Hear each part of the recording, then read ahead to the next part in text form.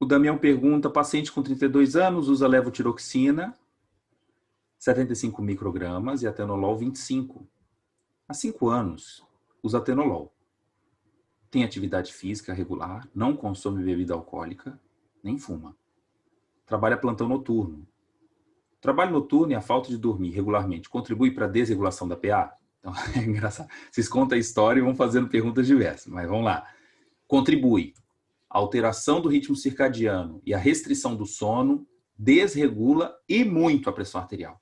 Todos nós, quando dormimos, passamos pelo chamado fenômeno do descenso noturno. Descenso noturno. Isso é muito bem visualizado quando se faz aquele exame chamado MAPA, monitorização ambulatorial da pressão arterial. Então, a queda da pressão ela é esperada. Alguns pacientes nos surpreendem. A pressão dele aumenta enquanto dorme. Aí já vem a investigação. O que está vendo?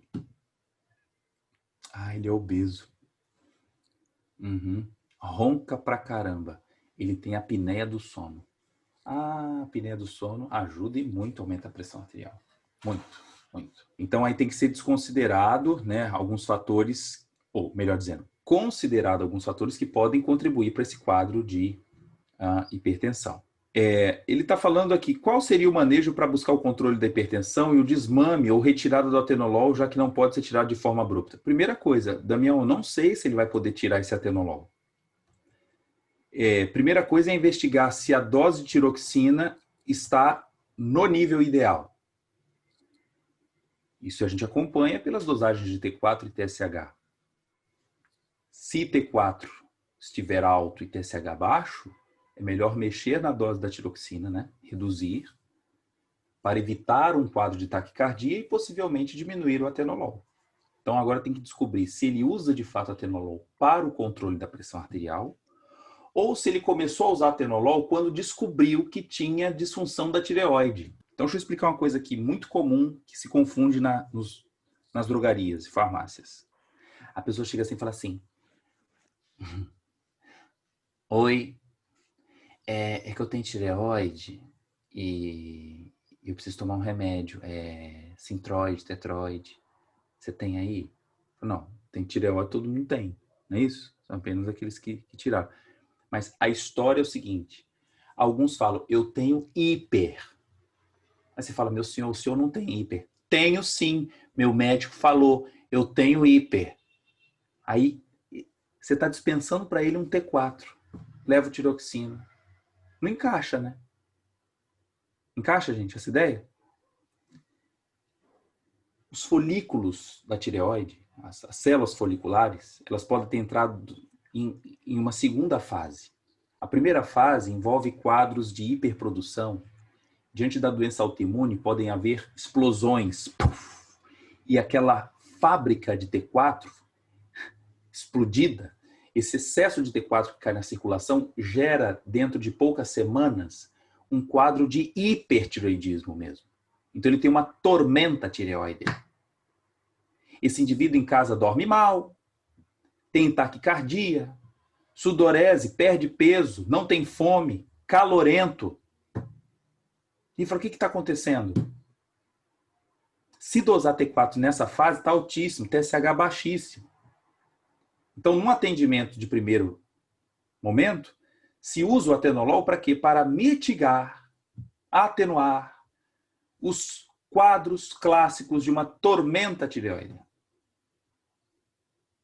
Fui claro? Qual é a relação da taquicardia com levotiroxina? Vamos lá, Larissa. Boa. A relação é que os hormônios da tireoide, T4 e T3, promovem um upregulation dos receptores beta. A expressão do receptor beta aumenta e ele fica mais sensível à adrenalina. Olha só. Então, que crosstalk é esse? Crosstalk, vou escrever aqui a palavra. Crosstalk seria uma conversa fisiológica entre as células, né? Aqui mediado por respostas hormonais. Então, a relação é o seguinte, paciente com hipertiroidismo, ele desenvolve um upregulation, um aumento da expressão de receptores beta. E é verdade também que a falta dele diminui a expressão. O uso do atenolol é para tentar, então, diminuir, frear esse estímulo excessivo. Como? Bloqueando o receptor. É bonito enquanto se usa. Agora, olha a proposta do Damião perigosa. Olha como ele quase quis me botar aqui num vale. Se eu chego agora numa live dessa e falo assim, não, gente, pode suspender abruptamente o atenolol, não faça isso. Porque o atenolol, quando está ali fazendo o bloqueio do receptor, olha só de propósito, eu aqui falando baixinho, ó. O que vai acontecer com vocês? Vocês vão ficar mais atentos a cada palavra que eu falar. Mas se de repente eu dou um grito aqui, você... Hã?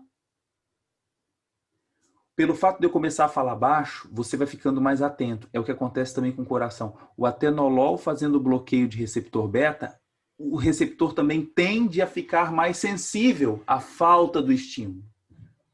Diante de uma retirada abrupta de atenolol, e ele fazendo uso de T4, ele pode desenvolver um quadro importante de taquiarritmia.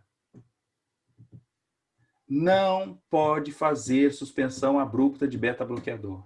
Nenhum deles. A retirada tem que ser feita no mínimo a cada 2 dias, retirando a metade. Tomava quanto, meu filho? 50 de atenolol? 50? Próximos 2 dias, 25. Depois, 12,5. Aí depois também não precisa ficar, né? 6, 3, 1, não precisa fazer assim. Mas não encare o atenolol e seus capangas como fármaco simples de falar, acabei a cartela, deixa que segunda-feira eu compro outra. Não faça isso. Quem botou o putz aí? Wilson. É ficar muito, muito esperto com isso. Então, no caso, vamos lá. Tudo bem. Então, escrevendo aqui, ó, a palavra que eu falei, cross talk. Eu falei também up regulation de receptores beta. Crosstalk seria uma conversa, certo? Uma conversa atravessada. Então, tem que investigar qual é a necessidade do atenolol. Se, de fato, o paciente está num quadro de um paciente eutiroideu, gostou do termo? Quando se fala eu alguma coisa, é um valor que está dentro dos valores normais. Euglicemia. Eutiroideu. Estou fazendo o tratamento com 75 microgramas para repor o que não estou produzindo. Tudo bem. Mas às vezes é um paciente que passou da conta. E aí ele tem um hipertiroidismo iatrogênico. Ele foi induzido pela suplementação desnecessária. Beleza?